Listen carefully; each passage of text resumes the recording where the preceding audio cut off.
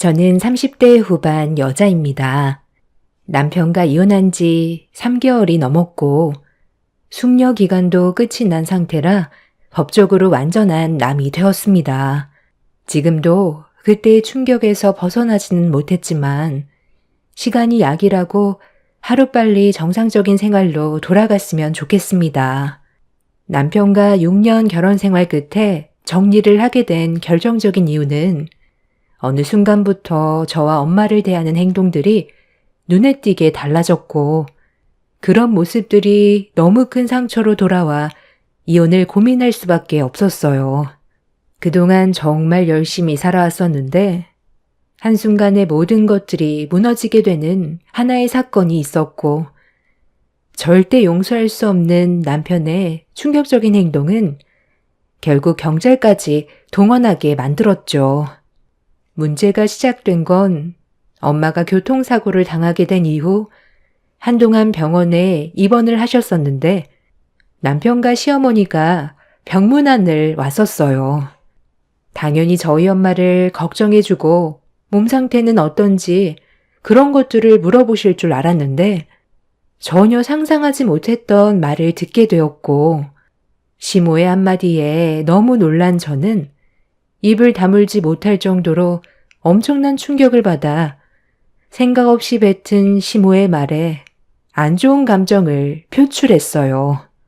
딱 봐도 엄마의 상태가 어떤지 뻔히 보이는데 왜 그런 말을 했는지 이해할 수 없었습니다. 누구나 충분히 그럴 수 있어요. 돈이 궁하다 보면 몸으로라도 때워야 되겠지. 그런데 그거 몇 푼 벌려다가 세상 떠날 수도 있다는 거 모르는 건 아니시죠? 제가 봤을 때 일부러 차랑 부딪히는 척 연기를 해서 보험금 타먹으려고 한 것 같아 보이던데 단순 접촉 사고라면서 굳이 입원까지 하는 이유가 뭐예요? 한 푼이라도 더 받으려고 그러는 거 아니겠어요? 이참에 정밀검사도 좀 받고 병원에서 푹 쉬면서 때 되면 삼시세끼까지 나오니까 잘됐다 싶었겠죠. 어머님, 저희 엄마 걱정되셔서 병문안 오신 거 아니에요? 보험금 타먹으려고 술을 쓰는 거라뇨. 아니, 무슨 그런 말을 하세요? 쓸데없는 말씀하실 거면 왜 오신 거예요? 저희 엄마 좌측 갈비뼈 3군데에 금이 갔고 발등에도 금이 가서 최소 한 달은 꼼짝없이 누워만 있어야 한다고요. 이만하길 다행인 건데 지금 보험 사기라고 하셨어요? 아니. 우리 엄마는 보기에 멀쩡해 보이시니까 큰일이 아닌 줄 아셨나 봐. 별것도 아닌 거 가지고 너무 열내지 마. 우리 엄마도 하루빨리 건강을 되찾길 바라신다고. 내가 당신한테 전화했을 때 우리 엄마 상태에 대해 설명해 줬었잖아. 병원에 오기 전에 어머님한테 미리 말씀 안 드렸어? 상식적으로 걱정부터 해주는 게 당연한 거 아니에요? 단순 접촉사고라 해도 사람 생명에 위협이 있었던 일이에요. 입장을 바꿔놓고 생각해 보세요. 어머님이 교통사고로 입원했는데 보험금 타먹으려고 계획적인 범행을 저지른 거 아니냐고 의심하면 기분이 어떨 것 같아요? 저희가 돈이 없다 해도 그런 짓을 저지르진 않는다고요. 그런 말 할 수도 있는 거지. 너무 열내는 거 아니니? 나는 그냥 겉보기에 멀쩡해 보이고 사돈어른 돌아가신 지도 벌써 몇 년 됐으니 돈이 좀 쿵해졌나 보다 생각했지. 아니면 그만인 거지. 왜 화를 내고 그래? 어찌됐든 크게 다친 건 아닌 것 같고 얼굴도 봤으니까 저는 약속 때문에 먼저 가보겠습니다. 저희 엄마가 교통사고로 병원에 입원을 했는데 병문안 와서 한다는 말이 보험금 타먹으려고 일부러 사고를 낸 거 아니냐는 말을 했을 때는 기분이 정말 안 좋았어요. 거기에 더해 남편까지 시모를 두둔하니 화가 머리끝까지 올라오게 되었죠. 이런 상황 속에서 시모는 급하게 자리를 뜨고 제 옆에서 자리를 지키고 있던 남편은 눈치도 없이 저희 엄마 저녁 식사는 언제 나오냐고 물어보고 있었습니다. 퇴근하자마자 병원으로 바로 왔더니 배가 고프다며 엄마가 교통사고로 입맛이 없으면 그 식사 자기가 먹으면 안 되겠냐는 어이없는 말을 꺼냈습니다. 남편은 도대체 무슨 생각으로 그런 말을 하는 건지 이해가 되지 않더라고요.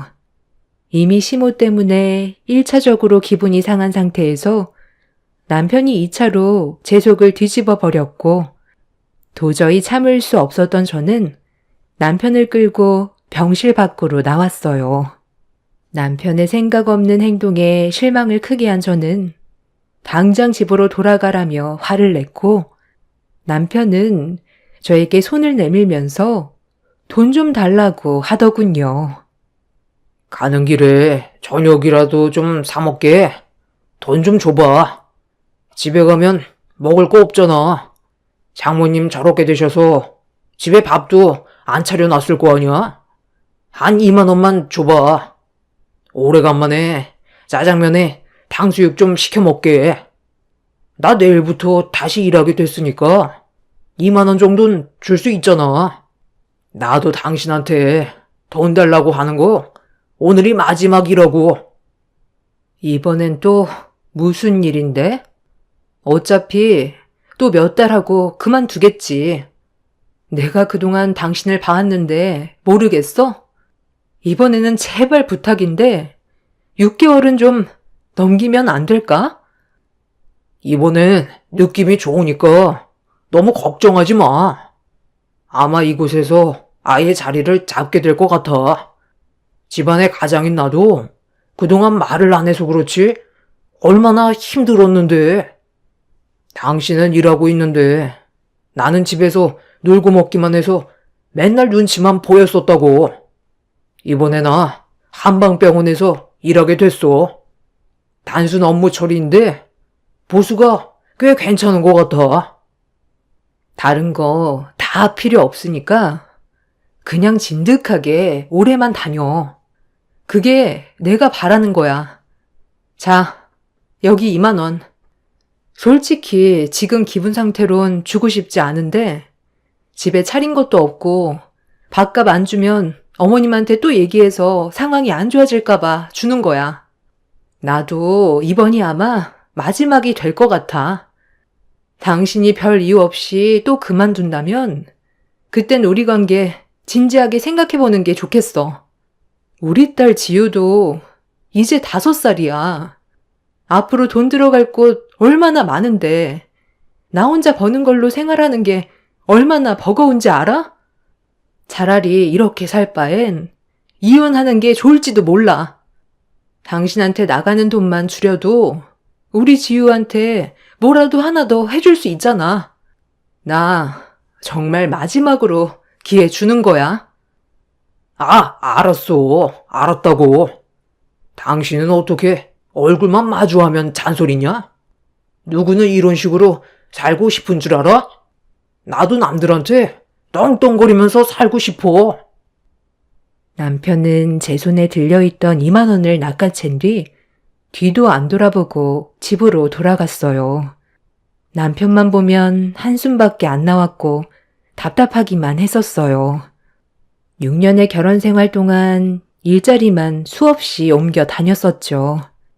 단순 사무직부터 생산직, 주유소, 편의점, 배달일 안 해본 게 없을 정도였는데 하나를 진득하게 하지 못하고 꼭 이런저런 핑계를 대면서 일을 그만두게 되었고 쉬는 기간이 짧은 것도 아니었어요. 길면 쉬는 날이 6개월은 넘어갔었으니까요. 일자리를 구하지 못해 집에서 쉬고 있으면 집안일이라도 도와줄 수 있는 건데 손가락 하나 까딱하지 않고 먹은 건 제때 치우지 않아 밥그릇에 달라붙어 있는 밥풀은 말라 비틀어져 있고 아이는 방치해두고 소파에 누워서 잠이나 퍼질러 자는 남편 때문에 몇 번이나 이혼 생각이 들었었어요. 그런데도 참고 있었던 건 제 아이가 이제 5살밖에 안 됐고 언젠가는 남편도 정신 차리고 적성에 맞는 일자리 찾아 자리를 잡을 수 있을 거라는 희망 하나로 기다려주고 있었습니다. 하지만 그것도 잠시 남편은 마지막이라고 했던 일자리를 그만두게 되었죠. 그래서 더는 함께 살기 너무 힘들다고 속에 있던 말들을 전부 다 꺼내놓게 되자 제 말을 듣던 남편이 꽤 큰 충격을 받았는지 다음 날부터 일자리를 알아보기 시작했어요. 하지만 그것도 오래가지 않을 것 같아 큰 기대는 하지 않았었고 한방병원에서 일자리를 구했다며 밥값을 받아갈 때 이번이 마지막이 될 것 같았어요. 최소 1년도 다니지 못한다면 남편과는 정리하기로 마음먹고 있었습니다. 그렇게 남편은 한방병원에서 일을 하게 되었고 엄마는 병원에서 충분히 치료를 받은 뒤 퇴원을 하셨어요. 아빠가 암으로 돌아가시지만 않았어도 저희 집안이 무너지는 일은 없었을 텐데 집안의 버팀목이 얼마나 큰 비중을 차지하는지 아빠가 세상을 떠나신 뒤 뼈저리게 느끼고 있었습니다. 그리고 저희 아빠가 살아 계셨을 때는 시어머니도 입을 함부로 놀리지 않았었는데 아빠가 떠나시고 엄마 혼자 남게 되자 시모는 저희 엄마와 가끔 얼굴을 마주할 때면 은근히 무시하는 말투로 상처를 줬어요. 엄마가 착해서 한 귀로 흘려 넘기는 거지. 성격 좀 있는 사람이었으면 시모의 머리채를 잡고 난리를 쳤을 겁니다. 병실에서 시모가 생각 없이 뱉은 말에 제가 오히려 욱할 정도로 개념 없는 행동을 자주 보였어요. 남편도 문제지만 시모도 그동안 남편과 결혼 생활을 지속해 오면서 저를 너무 힘들게 했었기 때문에 그만 포기하고 싶은 마음이 너무 컸었어요. 여러 가지로 시댁과 마찰이 많았던 터라 버티는 건 이미 한계를 넘어선 상태였어요. 그렇게 힘든 날들을 보내는 동안 남편은 새로 취업한 한방병원에서 꾸준히 일을 했었고 2달 동안 아무 일 없이 잘 다니고 있는 모습을 저에게 보여줬어요. 제가 힘들어한다는 걸 알기라도 하는 듯 열심히 다니고 있는 모습이 어느 정도 화를 가라앉히게 만들었습니다. 시모는 엄마가 입원했을 때 병문안 온 이후 제가 일부러 찾아뵙지 않았어요. 시모에게 안 좋은 감정 상태가 남아 있었기 때문에 굳이 먼저 연락드릴 필요 없다고 생각했었습니다. 그렇게 한동안 조용히 지내고 있었는데 병원에서 완치 판정을 받고 퇴원을 했던 엄마가 몸이 좀 불편하신지 교통사고 후유증을 호소하셨어요. 병원에서 처방해준 약을 먹으면 좀 괜찮아지긴 한데 그것도 일시적일 뿐 약을 복용하지 않으면 여기저기 많이 쑤시고 두통 때문에 잠도 잘 못 주무신다는 말을 듣게 되었습니다. 그래서 고민한 끝에 한방병원을 가보기로 결정을 하게 되었고 남편이 일하고 있는 곳으로 엄마를 모셔갔어요. 엄마는 아빠가 돌아가시고 저희 집 근처로 이사 오셔서 남편이 일하는 한방병원이 제일 가까워 일단 그곳에서 진료를 받아보기로 했던 거였죠. 그런데 남편이 일하는 병원에 도착을 하는 순간 예상하지 못했던 일들이 펼쳐지게 되었습니다. 아니, 사돈이 여긴 또 무슨 일 때문에 오셨어요? 제 아들이 여기에서 일하는 걸 알고 혜택이라도 좀 받으려고 오신 거예요? 이제 막 2달 된 제 아들한테 그런 부탁하면 일하는 동안 얼마나 눈치가 보이겠어요? 다른 한방병원으로 가시는 게 좋을 것 같은데요? 제 아들 일 좀 편하게 할 수 있게 그냥 좀 놔두세요. 어머님, 얼굴 보자마자 무슨 그런 말을 하세요? 지우 아빠가 하는 일이 뭐 얼마나 대단하다고 혼자서 흥분하고 그러세요. 어머님이야말로 그이가 일하는 병원에 오시는 게 오히려 불편한 상황을 만든다는 건 생각 안 해보셨어요? 그리고 어차피 또 뭐가 마음에 안 든다면 이 핑계 저 핑계 대면서 일 그만둘 게 뻔할 텐데요. 그리고 이 동네에 가깝고 제일 큰 한방병원은 이곳 한 곳뿐이라 다른 병원에 가려면 차를 타야 돼서 일단 이쪽으로 온 거지. 그이가 있어서 굳이 이쪽으로 온 건 아니에요. 누가 보면 지유 아빠가 한의사 정도 되는 줄 알겠어요.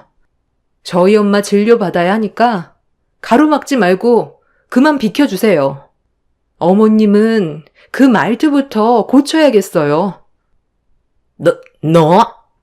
지금 말 다 했니? 교통사고 크게 난 것도 아니면서 엄살 부리는 사돈보다야 건강한 내가 100배 1000배 낫지. 남이 보면 죽을 병 걸려서 온 줄 알겠네. 내 아들 일하는데 신경 쓰이게 하지 말고 나가서 파스나 사붙여. 이제 마음 잡고 겨우 적성에 맞는 거 찾아서 일하는데 왜 방해를 하려 들어? 시모가 지갑에서 3,000원을 꺼내더니 엄마 얼굴을 향해 3,000원을 던졌어요.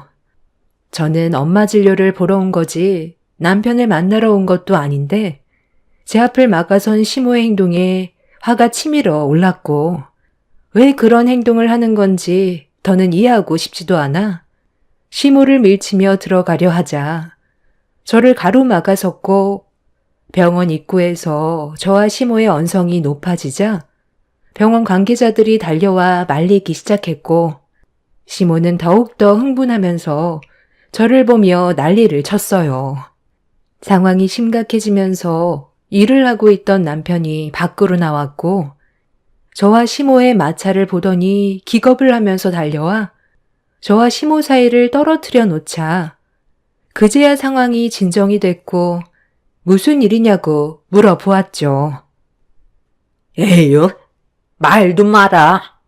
사돈이 네가 이 병원에서 일하는 거 알고 공짜 진료 보려 하길래 내가 일하는데 방해하지 말고 다른 병원 가보라고 했거든. 그런데 며느리가 나를 아주 잡아먹을 듯이 노려보면서 여기서 굳이 진료 받겠다잖아. 그러니 내가 속이 안 터지겠어? 여기 병원에서 일하는 직원은 가족들 단순 진료가 무료인 거 알고 있어도 일한 지 얼마 되지도 않았는데 생각 좀 하고 행동을 해야지. 2달밖에 안 된 우리 아들이 얼마나 눈치가 보이겠어. 그래서 다른 한방병원에서 진료 받으라 했던 건데 이게 내가 잘못한 거니? 우리 아들이 마음 잡고 제대로 일 좀 해보겠다고 땀 흘리며 뛰어다니고 있는데 너는 도와주지는 못할 망정 오히려 방해를 하고 있어? 나도 참을 만큼 참았고 더는 너를 며느리로 받아주고 싶지도 않다. 내 아들 인생 방해하지 말고 이제 그만 끝내거라. 제가 하고 싶은 말을 대신해 주셨네요. 제가 저 인간 때문에 그동안 얼마나 속이 뒤집어졌는지 아세요? 누가 참고 있었는데요. 이혼은 제가 원하는 거라고요. 그리고 방금 뭐라고 하셨어요? 이 병원에서 일하는 직원은 가족들 단순 진료가 무료라고요? 저는 그 말 처음 듣는데요. 저 인간이 어머님한테만 귀띔해 줬나 봐요. 저는 방금 한 말을 오늘 처음 들었거든요. 팔은 안으로 굽는다더니 이런 식으로 우리 가족을 무시하고 있던 거였어? 2달 동안 나는 그런 사실 전혀 모르고 있었는데? 그래서 이 난리를 친 거예요. 어머님이 왜 이 병원에 있었는지 알겠네요. 가족이니까 진료를 무료로 받을 수 있어서 어머님이 혜택 받으시려고 기다리고 있던 거였죠? 그런데 갑자기 엄마랑 내가 저 인간 일하는 이 병원으로 한꺼번에 오니까 가족 모두 무료로 진료를 받게 되면 저 인간 눈치 보이고 부담 줄까봐 그런 거였어요? 그래서 저희 보고 병원에서 나가라고 화를 내면서 3,000원을 저희 엄마 얼굴에 던진 거예요? 나 참 어이가 없어서 아까 왜 혜택 얘기를 하나 했네요. 그래. 나 혼자 진료받을 생각이었는데 사돈까지 받게 되면 내 아들이 눈치가 보일까봐 그래서 다른 병원으로 가라고 한 거였다. 그게 뭐 잘못된 건데? 도대체 무슨 일이길래 밖이 왜 이렇게 시끄러워요? 잠깐만 좀 비켜보세요. 아니, 이런 형편없는 곳엔 어쩔 일로 오신 거예요? 몸은 좀 괜찮으세요? 전화라도 한 통 주셨으면 미리 준비를 하고 있었을 텐데요. 벌써 움직이셔도 되는 거예요? 제가 일이 너무 바빠서 처음 입원했을 때 찾아뵙고 그동안 못 갔었어요. 아이고, 원장님이 여기서 일을 하고 계셨어요? 그때 저한테 한의사라고 얘기한 건 기억하는데 명함 주신 걸 잃어버려서 깜빡 잊고 있었거든요. 보험사에 문의라도 해볼 걸 그랬네요. 다른 지역에서 계신 줄 알았죠. 여기 병원인 줄 알았다면 진작 와볼 걸 그랬어요. 제가 요즘 사고가 난 이후로 계속 두통에 시달리고 있거든요. 어지럽기도 하고요. 다 제 잘못이죠. 그때 앞만 똑바로 보고 운전했으면 이런 일도 없었을 텐데 정말 죄송합니다. 일단 예약 진료를 기다리시는 분들이 계시니까 자리에 앉아서 잠시만 기다려 주시겠어요? 최대한 빨리 안내해 드릴게요. 그런데 무슨 일 때문에 병원 앞에서 목소리를 높이셨던 거예요? 대충 보니까 상황이 많이 안 좋아 보이던데요? 아니, 잠깐만. 그러니까 내 아들이 근무하는 병원의 원장님과 교통사고가 난 사람이 안사돈이었다는 거예요? 아니, 이런 상황은 미리 알려줘야 되는 거 아니야? 저도 사고를 냈었던 여자를 그 자리에서 처음 봤었어요. 보통은 보험 처리로 끝나기 때문에 얼굴 볼 일은 없을 줄 알았는데 한의 원장이라는 그 여자는 이미 사고가 났을 당시 병원에 같이 있었고 명함까지 줬었는데 그걸 잊어버린 거였어요. 엄마는 제가 직장에서 근무하던 도중 교통사고가 났다는 소식을 듣고 급히 병원으로 오다가 저까지 문제가 생길까봐 퇴근 시간에 맞춰 연락을 했던 거였어요. 전화를 하셨을 때도 병원에 볼 일이 있어서 들렸다고 하셨지 교통사고 소식은 끝까지 숨기셨어요. 나중에 병실로 들어오고 나서야 알게 된 거였죠. 그 사이 사고를 냈던 한의 원장은 돌아간 상태였고 저는 그런 사실을 모르고 있던 거였죠. 엄마도 정상적인 보험 처리는 끝이 났었기 때문에 그 여자에게 연락할 필요가 없다고 생각했던 것 같았어요. 그런데 동네 한의원에서 근무하고 있었을 거라곤 전혀 모르고 있었죠. 남편과 시모도 이 사실을 모르고 있었는지 많이 당황스러워하는 얼굴로 분위기를 살피고 있었는데 제가 원장님한테 여기서 새로 근무를 하게 된 사람이 저희 남편이라고 얘기하면서 좀 전의 상황을 대충 설명을 했어요.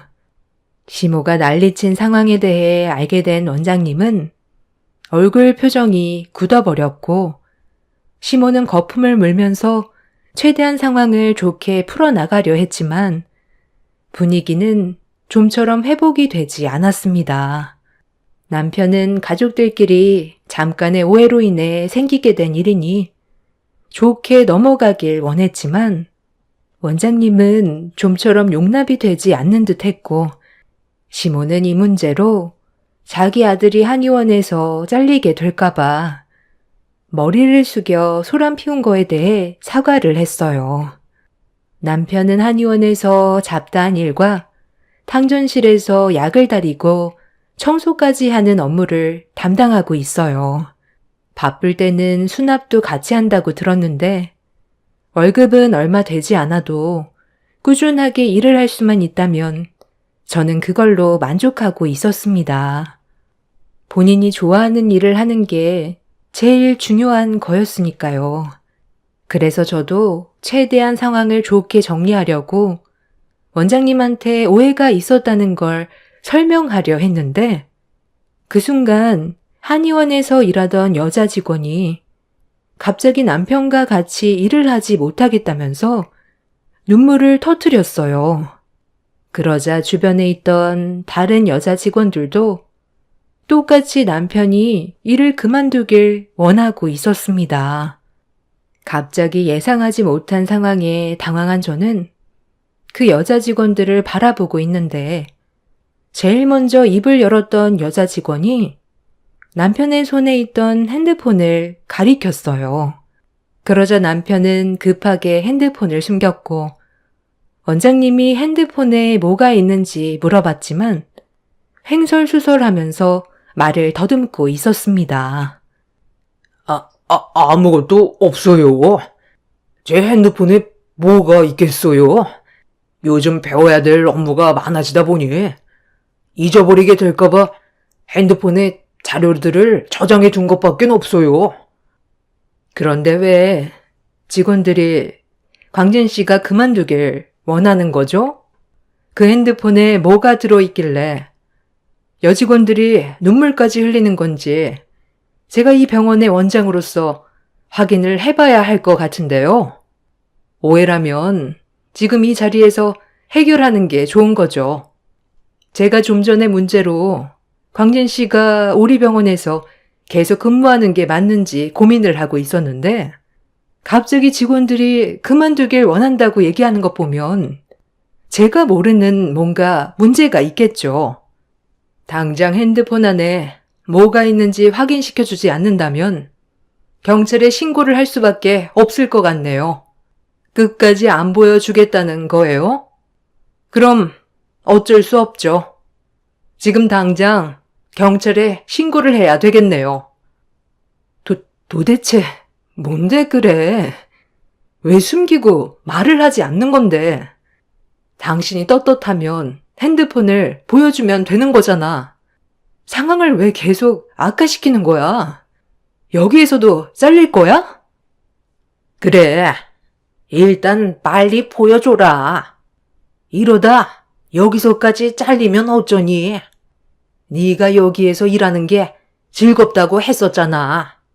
적성에 맞는다며. 그럼 오해를 풀어야지.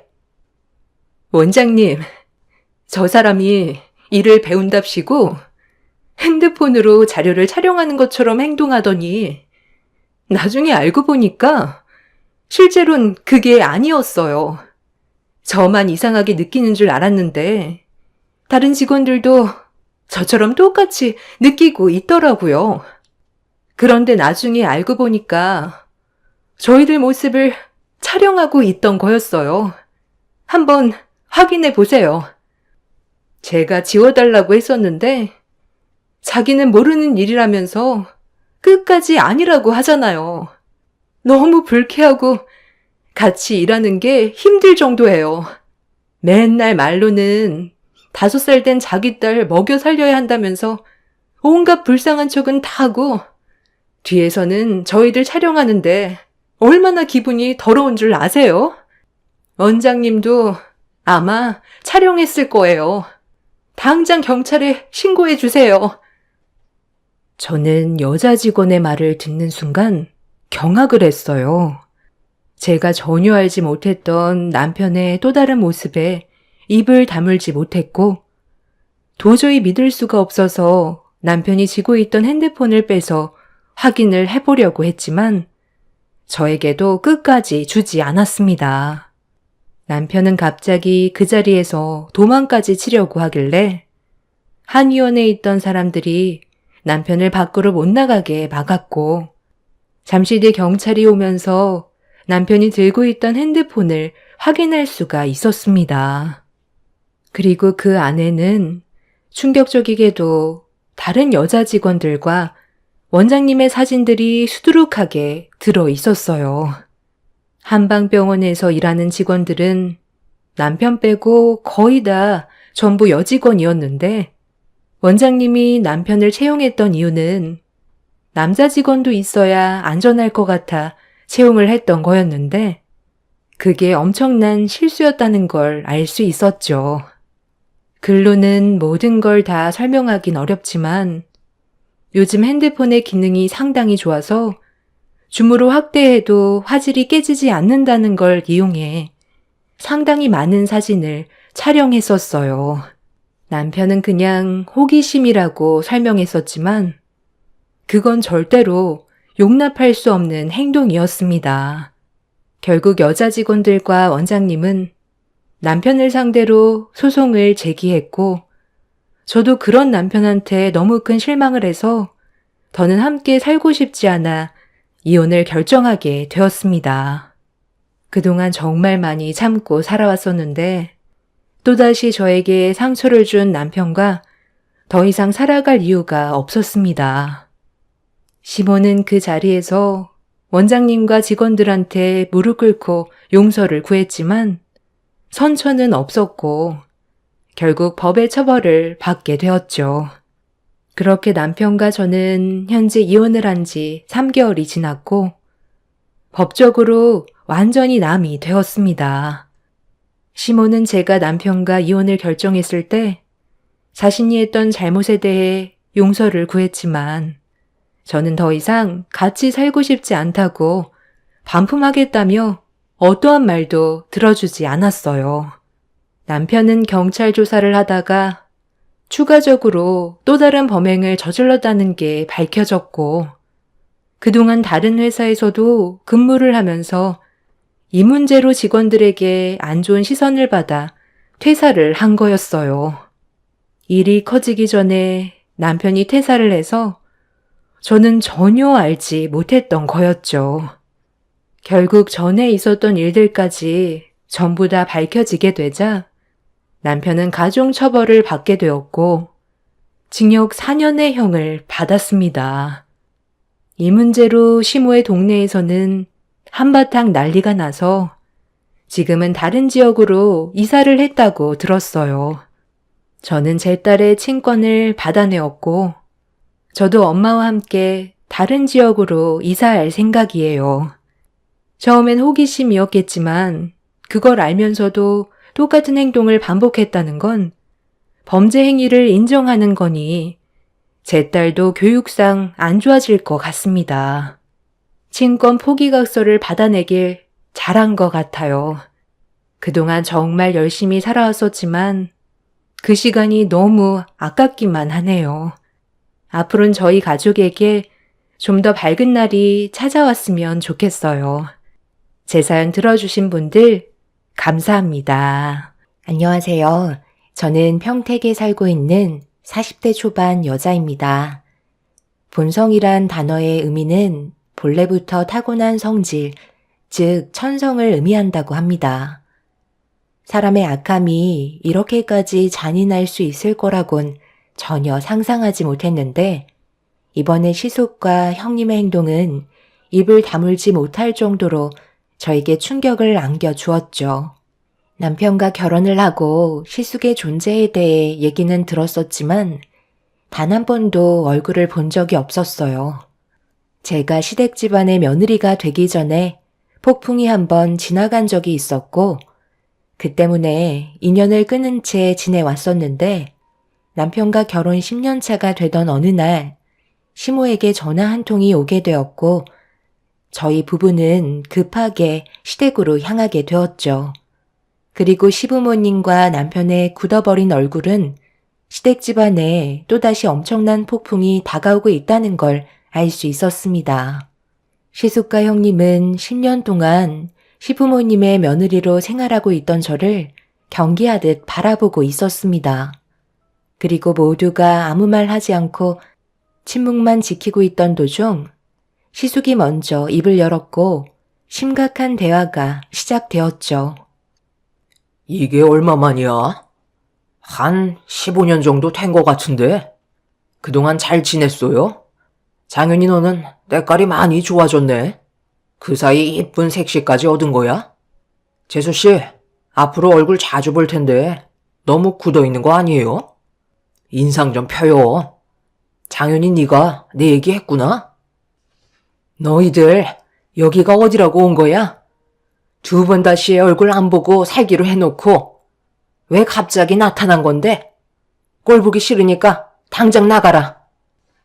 어머님, 저희 15년 만에 왔어요. 오랜 세월이 흐른 만큼 이제 잘 좀 지내보려고 찾아온 거라고요. 가족은 원래 싸우다가도 화해하고 그런 거죠. 갈 데 없어서 왔는데 내치실 건 아니죠? 이 사람도 어머님이랑 그렇게 되고 나서 하루도 편하게 살아갔던 적 없었다고요. 결국 사업이 실패했지만 그래도 그만큼 경험을 얻었으니 다음에는 무조건 성공할 수 있는 바탕을 만들었어요. 지금은 잠시 숨을 돌리기 위해 온 건데 무조건 내치려 하시는 건 너무하다고 생각해요. 그래서 지금 너희들을 받아달라는 거야? 그 난리를 쳐놓고 이제 와서 뭐가 바뀔 것 같은데? 우리가 받은 상처는 그때나 지금이나 조금의 변화도 없이 상처로 남아있는데 너는 벌써 아무렇지도 않은 거냐? 장현이는 아직까지도 고통에 시달린다고? 그러니까 좋게 얘기했을 때 입금해 주셨으면 그런 일도 없었잖아요. 큰아들이 사업 좀 한다는 게 그게 그렇게 마음에 안 들었어요? 15년 만에 나타난 시숙은 제가 남편과 결혼하기 전에 돈 문제로 집안 싸움이 꽤 크게 벌어졌던 적이 있었어요. 그때 시부모님이 가지고 계신 재산 일부를 시숙이 요구했지만 강하게 거절을 하시면서 원하는 대로 상황이 이어지지 않자 집안을 난장판으로 만들며 난리를 치고 말았습니다. 그런 생활이 반복이 되면서 경찰들도 몇 번이나 와선 중재를 시켜봤지만 그때뿐이었어요. 사업할 재산을 주지 않으면 자금을 줄 때까지 끝도 없이 행패를 부리며 집안의 위기를 가져오게 만들었죠. 그런 시간들이 반복이 되자 시부모님은 자식이라고 더는 경찰에 신고해서 중재받는 것도 내키지 않자 어쩔 수 없이 시부는 자금을 마련해 주셨습니다. 그리고 2번 다시 나타나지 않기로 약속을 하게 되었죠.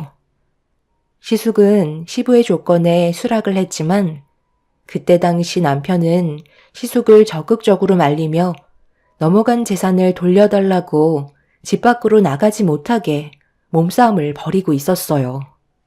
결국 돈 때문에 남편은 2층에서 계단으로 떨어지게 되는 사고를 당하게 되었고 시숙은 손에 들어온 재산을 가지고 시댁에서 벗어나게 되었습니다.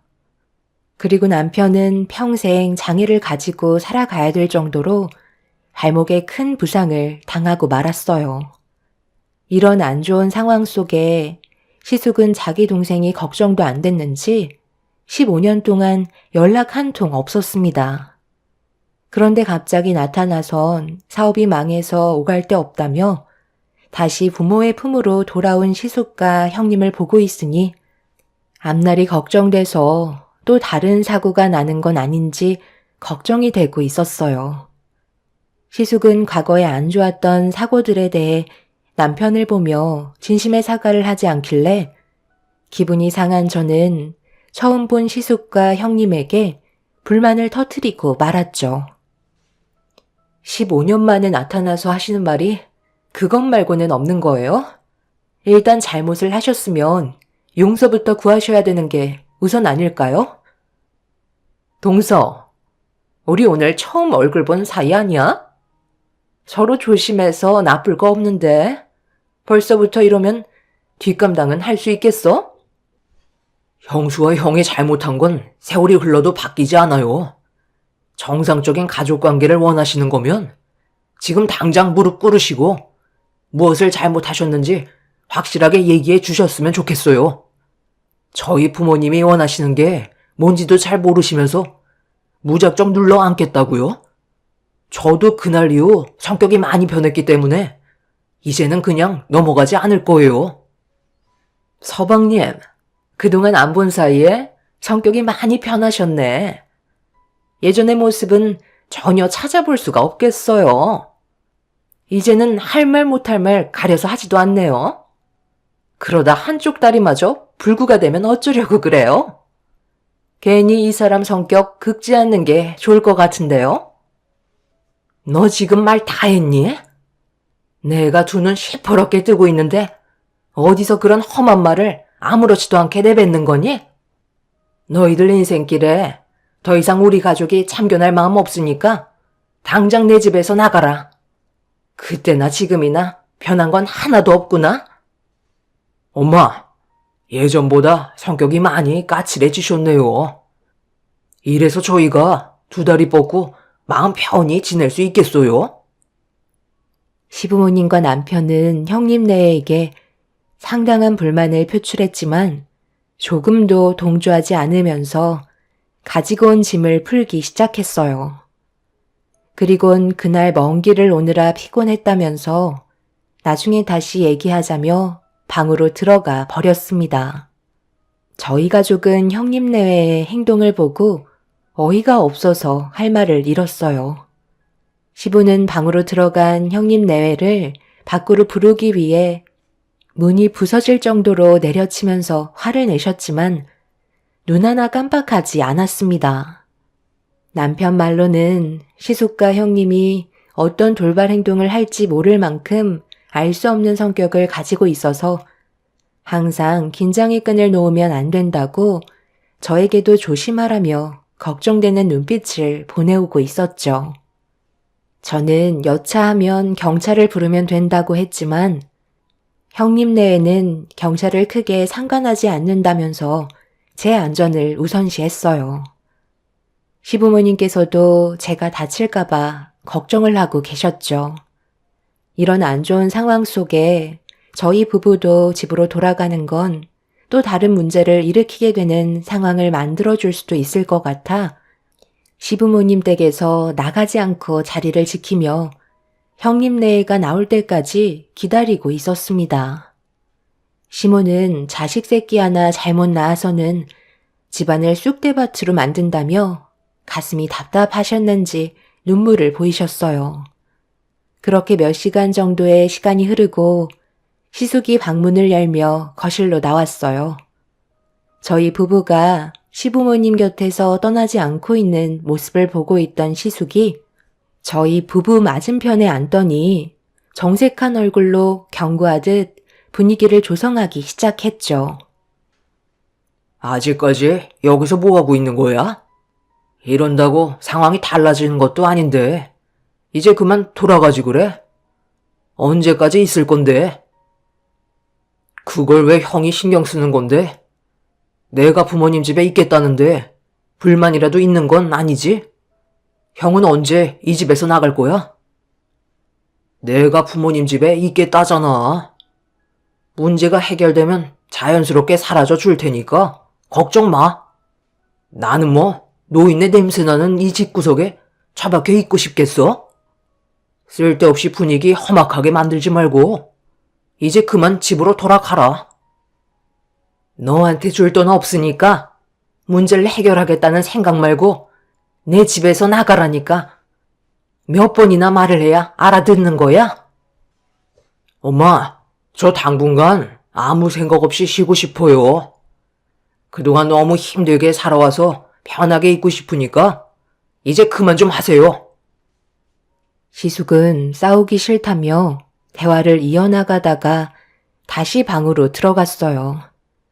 이런 분위기 속에 시부모님께서는 다음날 출근도 해야 되고 친정에 있는 애들도 데려와야 하기 때문에 형님네 때문에 저희 부부의 일정을 망치지 말라며 집으로 돌아가도 된다고 저희를 돌려보내셨어요. 남편은 끝까지 자리를 지키겠다고 얘기했지만 시모가 좋은 방법은 아닌 것 같다고 문제가 생기면 연락 주겠다며 저희를 안심시켜 주려 하셨어요.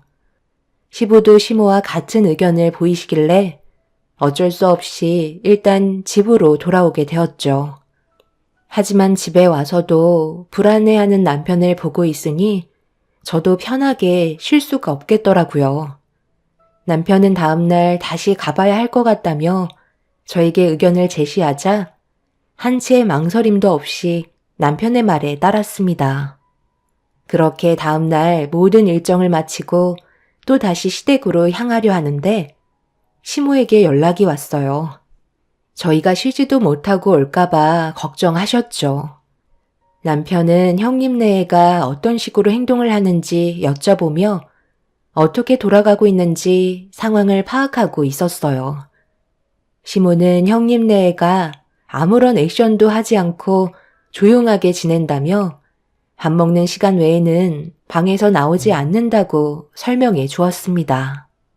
시모가 남편에게 계속해서 안심시키려고 이런저런 얘기를 꺼낸 뒤 나중에 정말 필요할 때 연락 주겠다며 저희 부부가 불필요하게 움직이는 걸 원하지 않으셨어요. 옆에서 시부 또한 시모와 같은 의견을 보이시길래 어쩔 수 없이 집에서 쉬게 되었죠.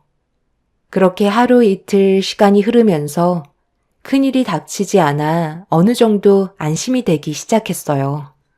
그러다 주말이 다가왔고 저희 부부는 형님네가 시댁에 온 지 일주일 만에 다시 얼굴을 마주하게 되었네요.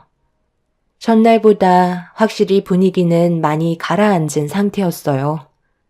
형님은 아무 말 없이 묵묵히 주방에서 시모의 일을 도와주고 있었고 저도 시모를 도와 점심 식사 준비하는데 일손을 보탰습니다. 그렇게 모두가 또다시 모여 한자리에서 처음으로 식사를 하게 되었는데 조용하고 어색한 분위기는 음식이 입으로 들어가는지 코로 들어가는지 모를 만큼 상당히 껄끄럽기만 했어요. 주방에서 들리는 거라곤 숟가락과 젓가락이 움직이는 소리만 들려오고 있었습니다. 그렇게 서로가 아무 말 없이 식사를 하고 있는데 남편이 먼저 정적을 깨면서 형님네가 앞으로 어떤 계획을 가지고 있는지 물어보았고 시숙은 남편의 질문을 예상이라도 한 듯 바로 답변을 해주었어요.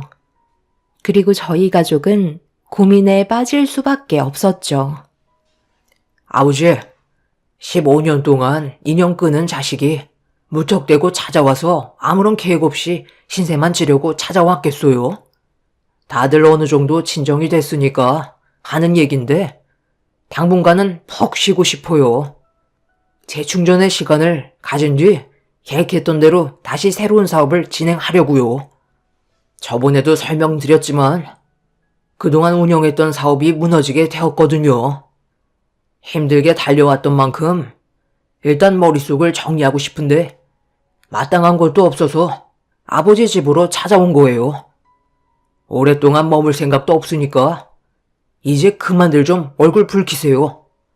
저도 그때 당시 동생의 사고는 지금도 생각하면 괴로울 정도로 마음이 많이 안 좋아요. 이제 와서 하는 얘기지만 그때 너를 일부러 넘어뜨리려고 했던 건 아니야. 하지만 모두가 단 한 번도 내 편이 되어주지 않았다는 게 너무 서운해서 나도 모르게 그 감정이 동생에게 표출이 되었던 것 뿐이에요. 아버지, 어머니, 저도 자식이잖아요. 제발 한 번은 받아주세요. 네가 그동안 나한테 가져간 돈이 얼마냐? 매번 이거 한다 저거 한다 해놓고 지원해주면 잠깐 하다가 결국 폐업하고 그런 일이 수도 없이 반복하면서 살아왔었는데 당연히 내 입장에선 끈기 없는 너의 모습을 보고 지원해주고 싶었겠어? 땅 파면 돈이 나오는 것도 아니고 계속되는 적자에 나도 포기를 하게 된 거라고. 당연히 자식을 끝까지 믿어주는 게 부모라지만 너는 하나를 시작해도 끝을 보는 게 아니라 중간에 이것저것 마음에 들지 않는다고 무책임한 행동을 보였잖아. 그러니 내 입장에서 얼마나 속 터지겠어?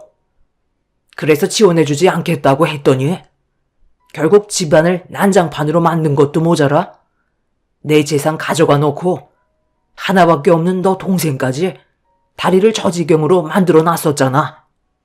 그런데 15년이 흘렀다고 아픔이 사라지는 것도 아닌데 한 번만 봐달라고? 용서를 구하려면 진작에 왔어야지. 상처의 골이 끝도 안 보일 정도로 깊어졌는데 이제 와서 우리가 좋은 반응을 한다는 게 더 이상하지 않니? 무슨 계획과 생각으로 내 집에 다시 왔는지 모르겠지만 더는 우리 집에 머물지 않았으면 좋겠다. 그게 내가 원하는 거고 우리 가족의 결정이다. 아무리 내 자식이라지만 이건 용서가 안 된다. 아버지, 어머니, 그리고 동생아, 내가 이렇게 무릎 꿇을게. 아무리 미워도 돌아서면 가족이라는 말이 있잖아. 우리도 좋은 관계를 유지할 수 있을 거야. 방법이 없진 않을 거라고. 그러니 딱 한 번만 나한테 기회를 주세요. 내가 잘한다니까? 시숙은 눈물을 보이면서 그동안 정말 많이 힘들었다고 괴로워하고 있었어요. 사업이 망해서 갈 곳이 없다면서 도움을 받고 싶어 하는 형님 내외는 시부모님의 마음을 사기 위해 결국 눈물까지 쏟아내고 말았네요. 그런 상황 속에 부모라는 게 자식이 눈물을 보이고 있으니 마음이 아픈지 안색이 안 좋으셨어요. 피를 나눈 사이는 눈물로 호소하면서 용서를 구하면 남이 아니기 때문에 흔들리는 마음은 어쩔 수 없는 것 같았습니다. 결국 남편도 더는 아무 말도 하지 않았어요. 시부모님과 남편은 직접적으로 형님 내외를 용서해 주겠다고 얘기하진 않았지만 분위기는 어느 정도 받아들여주고 있는 것 같았습니다. 그날 이후 절대 가까워질 수 없을 거라고 생각했던 형님 내외와 조금씩 서로 알아가기 시작했어요.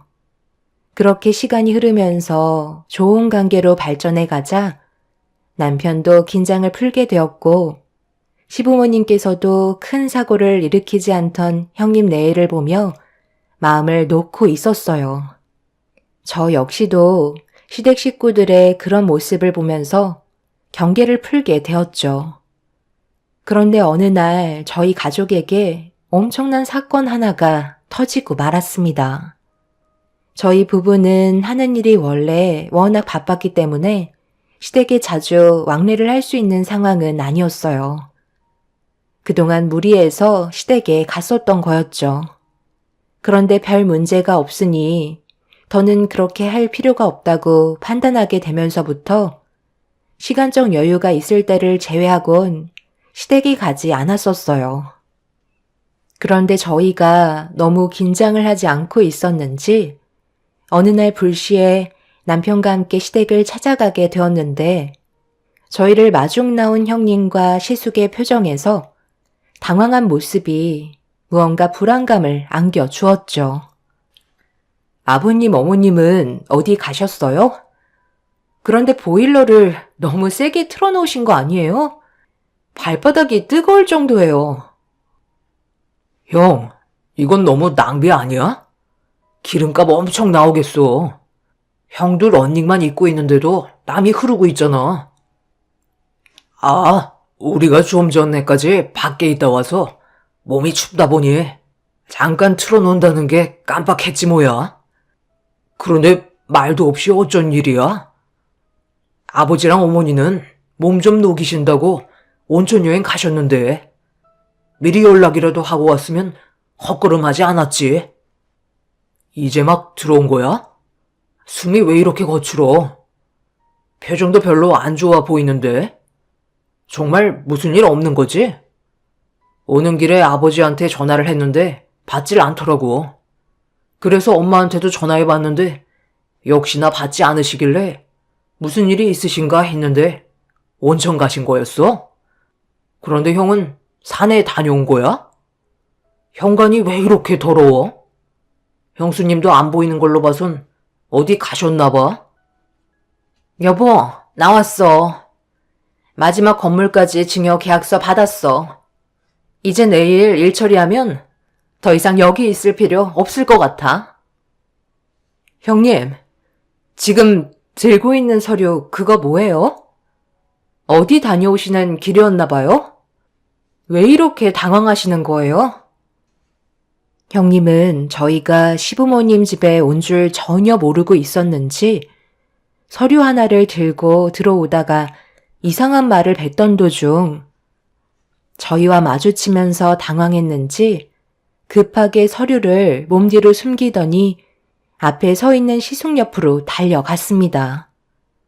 뭔가 느낌이 좋지 않다는 걸 남편과 저는 눈치채게 되었고 남편은 형님의 손에 들려있는 서류 좀 확인해 볼 수 있냐며 손을 내밀었는데 갑자기 시숙이 화를 내면서 저희를 집 밖으로 내쫓으려고 하길래 그때 시부모님께서 안 좋은 일을 당하셨다는 걸 확실하게 알게 된 남편은 저에게 당장 경찰에 신고부터 하라며 시숙과 몸싸움을 벌이기 시작했어요. 형님은 급하게 방으로 들어가 대충 짐을 챙기더니 시숙에게 준비가 다 끝났다며 먼저 현관문 밖으로 빠져나갔습니다. 뒤이어 시숙이 남편을 강하게 밀친 뒤 밖으로 도망을 쳤는데 남편이 발목에 문제가 생겼는지 일어나지 못하고 있었어요. 그런데 형님이 차 키를 가져오지 않았다며 다시 집으로 들어와야 한다고 시숙을 보며 말하자 제가 경찰에 도움을 요청했기 때문에 곧 도착할 경찰들 때문에 어쩔 수 없다고 생각했는지 차를 포기한 채 둘은 어디론가 급하게 도망을 쳤습니다. 시숙은 러닝만 입은 채 형님과 시야에서 사라지게 되었고 남편은 발목을 붙잡으며 고통스러워하고 있었어요. 그리고 잠시 뒤 경찰이 도착해 좀 전에 있었던 상황에 대해 설명해 주었고 경찰들은 동네를 돌아다니면서 형님 내외를 찾기 시작했죠. 남편이 병원에 가야 할 것 같아 119에 도움을 요청하려 했지만 시부모님의 신원 파악이 우선이라며 제가 서둘러 움직여주길 원하고 있었어요. 저는 급하게 동네를 돌아다니면서 시부모님을 찾아다녔지만 어디에도 조금의 단서조차 발견이 되지 않아 불안해하고 있는데 남편이 현관문에 진흙과 낙엽으로 떨어진 걸 보고 시숙에게 한마디 했던 게 갑자기 떠올라 시댁집 뒷산으로 급하게 방향을 틀었어요. 그렇게 한참 동안 올라가다 보니 폐옥 하나가 눈에 들어왔고 시부모님을 찾는 제 목소리에 충격적이게도 시모가 제 도움을 애타게 기다리고 계셨습니다. 저는 경찰에게 곧바로 전화를 걸어 뒷산 폐옥의 위치를 알려준 뒤 굳게 잠겨있는 문을 열기 위해 안간힘을 쓰며 자물쇠를 내려치기 시작했어요. 잠시 뒤 경찰분들이 올라와 자물쇠를 주변의 도구로 물리적인 힘을 가해 강제로 열었고 시부모님은 구출이 될 수 있었어요. 그런데 폐옥 자체가 워낙 냉골집이라 꽤 장시간 방치되어 있으셨는지 시부의 건강 상태가 안 좋아 보이셨어요. 결국 119의 도움으로 시부모님께서는 응급실로 실려가셨고 형님 내외는 어디로 갔는지 자취를 감춘 채 모습을 드러내지 않았습니다. 남편은 형님 내외를 절대 용서하지 않겠다며 분노하면서 어느 정도 안정을 찾은 시모에게 어떤 상황이었는지 전부 다 들을 수 있었죠. 저희가 자주 찾아뵙지 않는 틈을 타 그 사이 시부가 가진 재산들을 전부 갈취하려고 시모와 시부를 뒷산 냉골집으로 데려간 뒤 그곳에서 서류를 작성하게 만들었습니다. 시부는 폐가 좋지 않아 냉골집에 오랜 시간 방치가 되면 문제가 심각해지기 때문에 그걸 시숙이 이용한 거였고, 시부의 몸이 안 좋아지자 어쩔 수 없이 시숙이 하라는 대로 움직일 수밖에 없었다며 깨어나지 못하고 계신 시부를 바라보면서 괴로워하고 계셨습니다. 이런 사실을 경찰들에게 전부 다 알려줬기 때문에 시부모님의 재산을 다 빼먹은 형님네가 잡히는 건 시간 문제였어요. 그런데 며칠이 지나도 조금의 흔적도 찾을 수 없었다는 거에 경찰들도 당황하고 있었습니다. 주변 CCTV에도 잡히지 않아 하늘로 솟지 않는 이상 단서가 나와야 하는데 하나도 발견하지 못했다는 거에 경찰들도 난처해하고 있었는데, 다음날 담당 경찰에게 전화가 와서 받는 순간 경악을 하고 말았습니다. 남편과 함께 현장을 찾아가니 시숙가 형님이 충격적이게도 다른 집에 몰래 들어가 냉동고인 줄도 모르고 몸을 숨기고 있었는데, 안에서 문을 열 수 있는 손잡이가 고장이 나서 밖에서 열어주지 않으면 나을 수 없는 구조로 되어 있었고, 하필 그 집 주인은 외출을 한 상태라 이 사실을 뒤늦게서야 알게 된 거였어요. 형님네는 냉동고에서 저체온증으로 점점 몸이 굳어지며 움직이지 못하다가 결국 그 안에서 세상을 떠나게 되는 충격적인 상황을 겪고 말았습니다. 손에는 부동산 증여 서류를 꽉 쥐고 있는 형님의 모습은 정말 할 말을 잃게 만들었어요. 그런데 형님네가 세상을 떠난 뒤 알게 된 또 다른 충격적인 사실은 시숙이 운영하고 있던 사업이 분명 망했다고 들었었는데, 알고 보니 아무 문제 없이 원활하게 운영이 되고 있었고, 회사 직원들의 말로는 사업 확장을 이번에 크게 하려고 준비하고 있었는데, 자금이 많이 모자라 방법을 찾다가 결국 15년 만에 시부모님께 모습을 나타낸 거였어요. 지나친 욕심이 결국 화를 불러일으키게 되는 충격적인 사건이었죠. 시부는 다행히 건강을 되찾으셨고 정상적인 생활이 가능해졌지만 마음이 많이 안 좋아 보였어요. 시부가 폐옥 냉골방에 갇히게 될 당시 시숙에게 한마디 하셨다네요. 노력 없이 결과물을 얻게 된다면 그에 따른 대가는 분명 따라온다고 얘기하셨지만 시숙은 시부의 말을 귀담아 듣지 않았네요. 결국 자신의 욕심을 채우려다가 돌이킬 수 없는 결과를 가져오게 되었죠. 형님네의 장례를 치르고 15년간 운영했던 회사는 앞으로 어떻게 해야 될지 고민을 하고 있는 중입니다. 세상을 떠난 형님네가 남기고 떠난 많은 재산은 저희 가족에게 오게 되었지만 불로소득이라 어려운 사람들을 위해 나라에 기부하기로 결정을 한 상태입니다. 형님네에는 냉동고에서 빠져나오지 못할 때 자신들의 잘못을 뉘우치고 있었을까요? 끝까지 손에 쥐고 있던 서류를 보면 눈을 감을 때까지 자신들이 무엇을 잘못했는지 모를 수도 있었겠다는 생각이 드네요. 참 안타깝기만 합니다. 그래도 두 사람 사이에 자식은 없어서 더 큰 불행은 펼쳐지지 않았네요. 앞으로 저희 가족의 삶에도 많은 변화가 찾아오겠지만 언제나 서로를 의지하고 더욱더 끈끈하게 지냈으면 하는 바람입니다. 제 사연을 들어주신 여러분들께서도 언제나 행복하시고 돈보다 가족을 먼저 챙기시길 바랍니다.